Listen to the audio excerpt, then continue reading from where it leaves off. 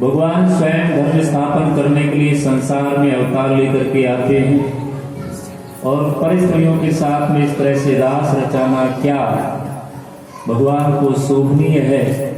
ऐसी बात परीक्षित जी ने सुखदेव जी से पूछ दी। सुखदेव जी ने कहा कि राजन, आप भगवान में भी दोष बुद्धि से देख रहे हो, ये अच्छा नहीं, क्योंकि धर्म व्यतिक्रमणो दृष्टि ईश्वराम चा साहसम तेजी यांसन दोषाय वन्य सर्वभुजो यथा। आप जो परमात्मा के प्रति भावना ला रहे कि परिस्थितियों के साथ में भगवान ने रास रचाया, क्या यह शोभनीय है? इसलिए जो समर्थशाली पुरुष होते हैं उनके लिए कोई दोष नहीं होता। तेजो यंस न दोषाय वन्य सर्वभुजो यथा। अग्नि में कोई भी वस्तु डाल दी जाती है, जल करके भस्म हो जाती है। सूर्य जो प्रकाश दे रहा है वो ये नहीं सोचता है कि इसमें प्रकाश करना चाहिए, इसमें प्रकाश नहीं करना चाहिए, सबको प्रकाशित करता है। और गंगा जी में चाहे जैसा जल डाल दिया जाता है वो गंगा जल ही माना जाता है, या बहुत सारे जल में गंगा जल को डाल दिया जाता है तो गंगा जल कहलाता है। इसलिए समर्थवान पुरुष के लिए कोई दोष नहीं लगता।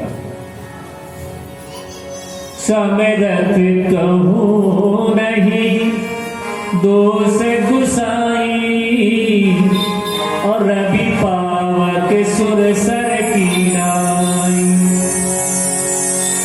इसलिए समर्थवान पुरुष के लिए कोई दोष नहीं होता है। और राजन, यदि आप ईश्वर में भी दोष देखते हो तो ये आपके लिए बड़ा।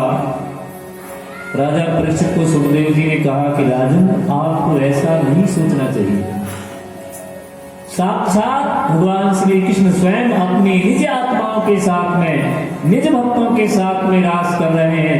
ऋषि गोपी बनकर के आए, श्रुतियां गोपियां बनकर के आई हैं, इसलिए स्वयं अपने निज जनों के साथ में रास प्रभु कर रहे हैं। आपको यह शंका कैसे हो गई?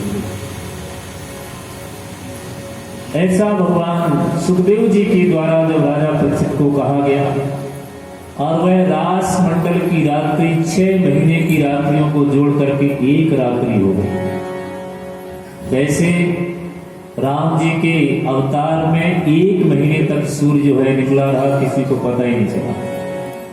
मास दिवस कर दिवस भा मरम न जाने कोई। 1 महीने तक सूर्य प्रकाशित करता रहा, लेकिन किसी को नहीं मालूम पड़ा। मानो राम जी के अवतार में 1 महीने सूर्य प्रकाश कर सकता है आकाश में। और यहाँ भगवान श्री कृष्ण ने जब लीला और स्वयं रास रचाया तो मानो 6 महीने की एक रात्रि हो गई। सारी गोपियों को भगवान ने प्रसन्न किया। इसके बाद उन सारी गोपियों को प्रसन्न करके भगवान ने वहां से विदा किया। सारी की सारी गोपियां विदा होकर के अपने अपने ग्रहों को चली गई। एक दिन क्या होता है, शिवरात्रि का दिन आया और जब शिवरात्रि का समय आया तो शिवरात्रि के समय में सारे ब्रजवासी मिलकर के अंबिका वन की ओर जाते हैं। भगवान शिव का राज्य स्वयं अभिषेक करने की इच्छा से अंबिका वन जाते हैं। शिवरात्रि के दिन भगवान भूत भावन का अभिषेक परम लाभ कर होता है। इसे सारे ब्रजवासियों ने सोचा अंबिका वन में चल करके भगवान का रुद्राभिषेक किया जाए। और रुद्राभिषेक के लिए विभिन्न प्रकार की सामग्री लेकर के सभी, और वहां से अंबिका वन में भगवान भूत भावन की स्वयं अभिषेक करने के लिए सारे ब्रजवासी नंद बाबा सहित भगवान के सबको लेकर के गए। भगवान की अभिषेक करने के कई विधान हैं।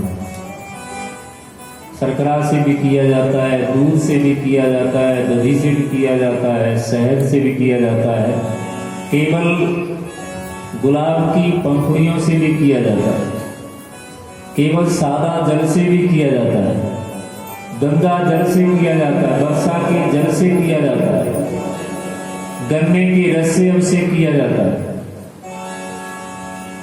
यहां तक कि सरसों के तेल से भी अभिषेक होता है शिव जी का। जो भी भक्त जिस कामना से भगवान की सेवा करता है, अभिषेक करता है, उसके अनुसार प्रभु उसको आशीर्वाद देते हैं, उसको मंगल प्रदान करते हैं।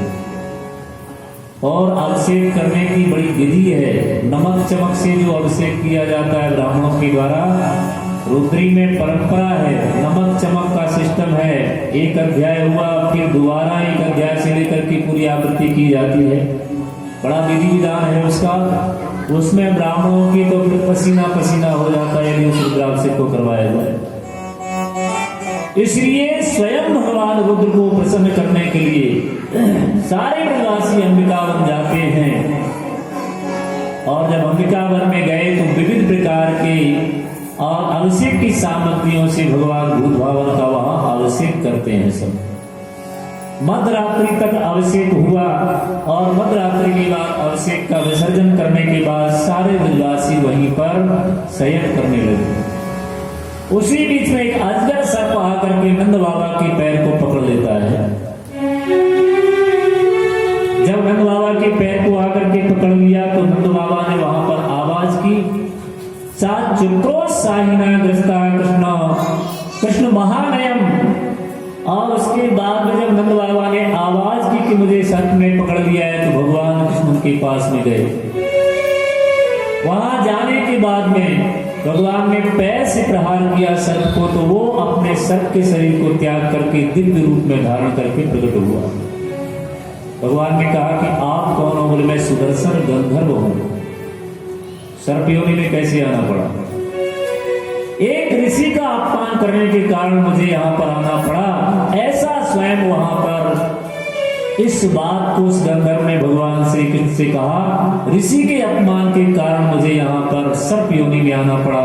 लेकिन उन्होंने मुझसे कहा था कि स्वयं आपको भगवान ही कृपा करने के लिए आए।